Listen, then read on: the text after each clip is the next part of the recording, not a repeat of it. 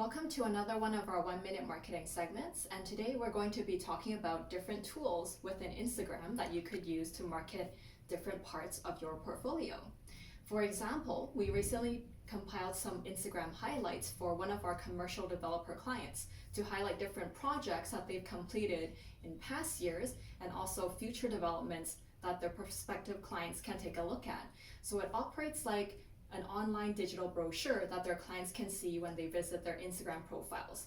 It's another way to communicate with your audience without just having a post in the static feed or having Instagram posts that disappear after 24 hours. Highlights are a great way to do that and a great way to compile different portfolios to showcase your strengths. So that's another tool that you should definitely use to highlight your project portfolio.